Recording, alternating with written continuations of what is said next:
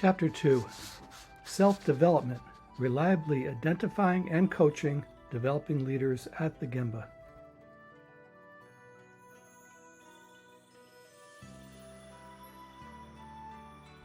The Toyota Way Leadership Development Model. Step 1, commit to self-development. The only way to become a Toyota leader is to learn the Toyota style of leadership by doing through a continuous, never-ending learning process.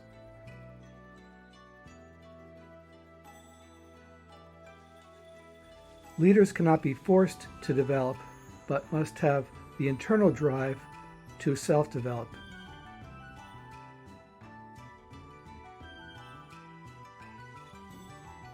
Only those who have a passion for self-development stand out under this system.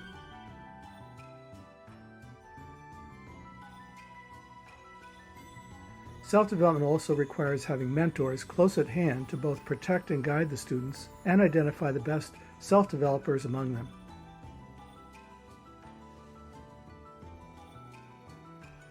For the system to work, Toyota has to balance the need to give leaders and prospective leaders the space to self-develop while staying close enough to reliably identify and coach them so that they self-develop in ways that are consistent with the Toyota Way values.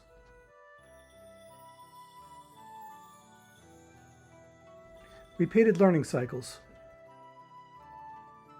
All the intellectual understanding in the world would not automatically make one a great tennis player, a great musician, or a great cook.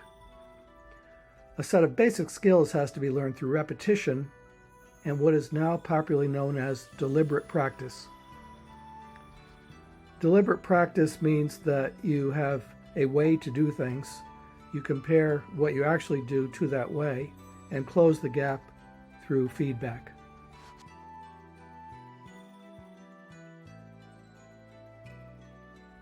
The leadership identification process at Toyota begins with the most junior worker receiving training from a sensei, which means both master and teacher.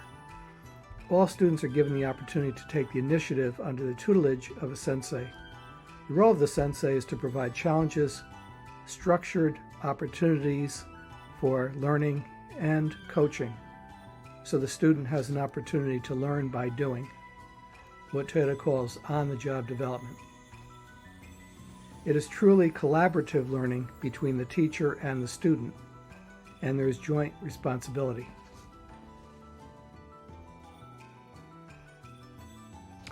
The Shu Ha Ri cycle of learning. Researcher and author Mike Rother finds parallels between Toyota teaching methods and the Japanese concept of kata from the martial arts. Kata literally means form and is the basis of teaching Japanese arts like karate, kabuki, or the tea ceremony, and it is the way people learn to perform a highly detailed and scripted task.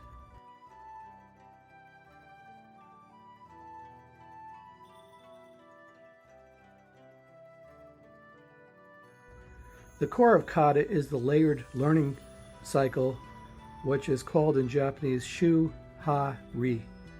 These three terms refer to 3 stages of learning for the student and 3 levels of involvement for the teacher. Shu means to protect and to do it precisely the way the teacher shows the student. Ha means to break away from the standard method and begin to craft your own way. And Ri is the actual freedom to create your own way and to begin to focus on the art rather than the technique.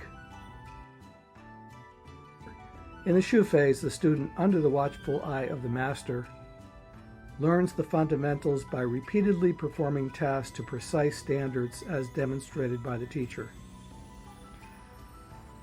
The student is observed by the teacher, who is in a sense protecting him or her and the work product from failure. In the Ha stage, the student has more freedom to practice unsupervised, although the master checks in regularly. The student can apply the rules more creatively, but still follows the standard form quite rigidly. In the Ri stage, the rules and behaviors have become so ingrained that the student no longer thinks about them consciously. The actions are habits and come naturally. The student is in a position to develop her own understanding and to improve on what she has learned. So thinking about the martial arts, you start by practicing kata, which are specific movements like how to punch and how to evade a punch, and you do it the way the master shows you. In the Ha stage, you can now start to vary a little bit the methods you were taught, but you're still following the standards. You're still being supervised, less often but periodically, by the coach. And in the Ri stage, you're actually fighting a fight and you don't have time to think, am I doing this exactly the way the teacher told me? It has to become a habit, and you focus on the fight and not the kata that you've been taught. This cycle continues throughout the individual's life or work career. It's a learning cycle because the student is going through Shu Ha Ri over and over, more and more deeply, periodically returning to the basics to practice the original standard form.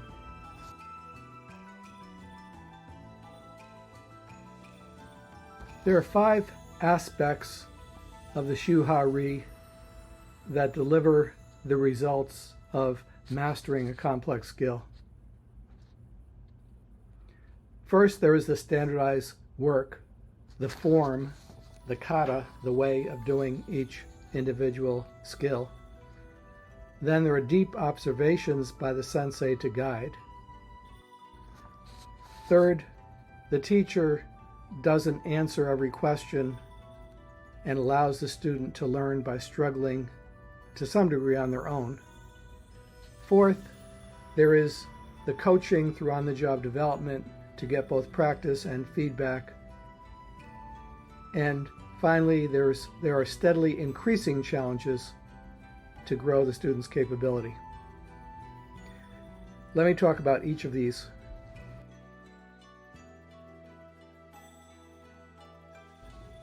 First, standardized work as a foundation for learning. Standardized work plays an important role in identifying self-developers and in teaching each individual micro-skill, the kata, in a specific way. Under Shu Ha Ri, you are essentially following standardized work, the kata, which are demonstrated in a very specific way by the instructor, and the instructor will let you move on only after you have mastered this way and can do it repeatedly in a kind of natural habit. This then provides a baseline against which to measure improvement. In fact, some of the master karate black belts can tell you exactly how many kata they have mastered, which is the reason why they're at that high level.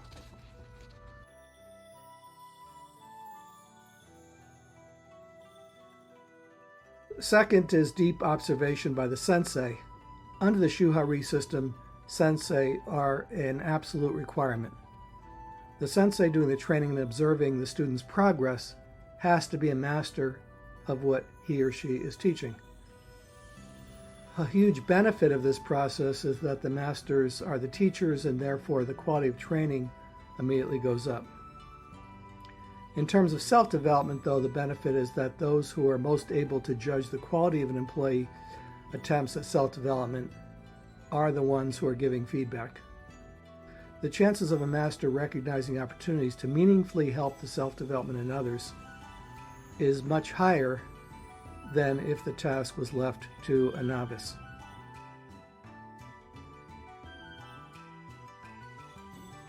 Third, there are no answers from the sensei.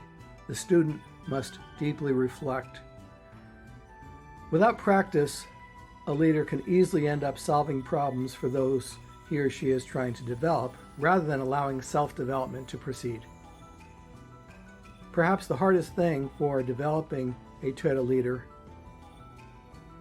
is to learn how to avoid using your skills as a coach in a way that provides a short-term benefit of getting results, but is counterproductive to the longer-term goal of developing others.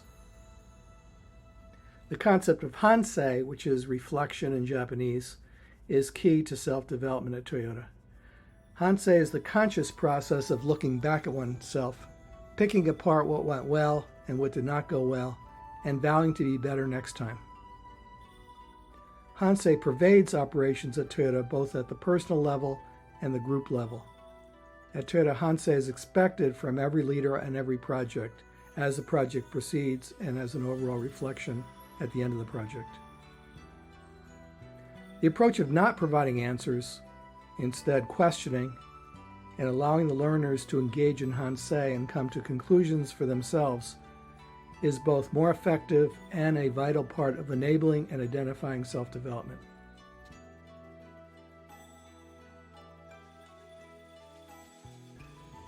Relatively little of the training and development of team members or leaders at Toyota happens in a classroom. On-the-job development is much better for assessing what a student has learned, whether she or he can apply her learning, and then deciding when to free the student up so that they need less intense coaching. This happens at the Gemba, where the work is done, and it happens on real projects, not on simulations in a classroom. The main assessment of leadership that matters is the behavior of the student in real-world situations where they're facing a challenge.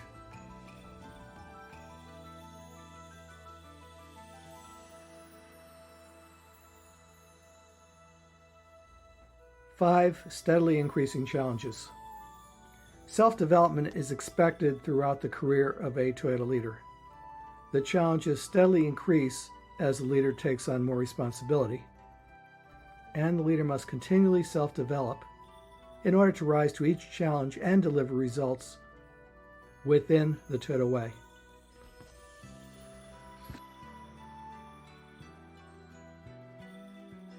We characterize these Shu Ha Ri learning cycles as plan, do, check, act, PDCA learning loops. When assigned a new task, the growing leader must first understand the current situation in detail and the gaps between it and the target condition. The do stage involves leading others to work as a team to achieve the challenging objectives through experimentation. The check is done with the help and feedback of the sensei and is a reflection on the results and, more important, on the process of achieving the results. And finally, in the act stage, the student leader reflects on what happened in reaching their target condition and setting their next target condition. Based on what I've learned, what should I work on next? Those who succeed at achieving challenging goals while following Toyota Way values are then selected to be moved to the next challenging assignment. Often that means a promotion. Success breeds increasingly challenging assignments and eventually moving up the ladder, but in a more gradual way than often in the West we expect to be promoted. Those who show greater mastery and demonstrate leadership will progress to a higher level than those who simply do the job as expected. The leader who is moving up is taking on a greater scope of responsibility for more people and functions, and also a longer planning horizon.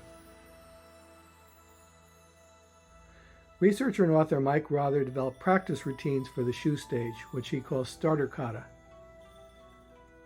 The skill that he is trying to develop is the mindset of scientific thinking. By scientific thinking, we mean working toward an objective, a challenging goal, where the pathway to get there is uncertain, and you need to find your way there through experiments. Experiments means you acknowledge, I don't know, I'm going to try, and then check to see what happens, and then based on that, with further action, define my next experiment. on the way to the goal. The starting point for learning scientific thinking is to define what it looks like, what is the process, and then break it down into small kata, which are highly detailed and scripted tasks.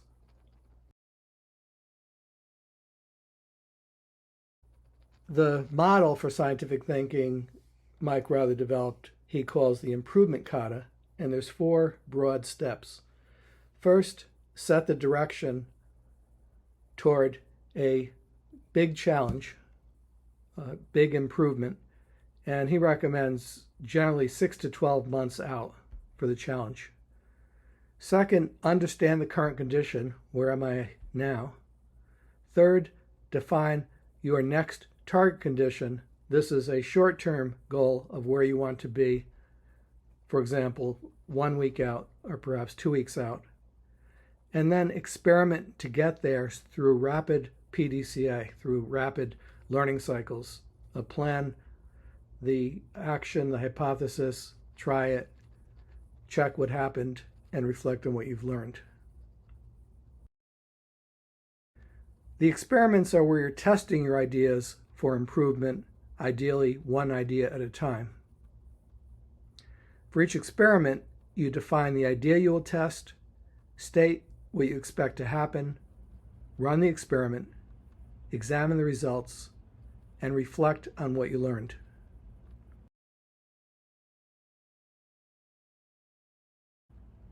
The skills for each step are practiced with the help of a coach, and the information as you progress is recorded on a storyboard. And the coach is asking questions. They're in fact scripted starter kata for coaching questions. And the coach is listening to understand your way of thinking, to give you feedback. And through repetition over time, you begin to think in this scientific way. It becomes natural.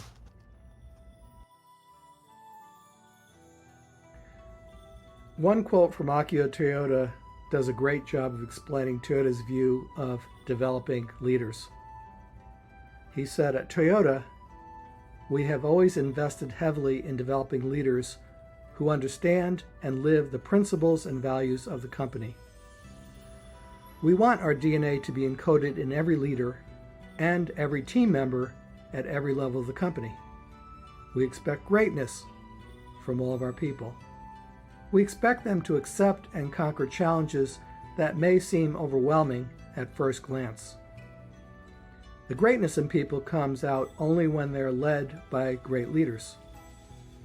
We are all growing and learning, and we all need teachers and coaches to help guide us. We say at Toyota that every leader is a teacher developing the next generation of leaders. This is their most important job."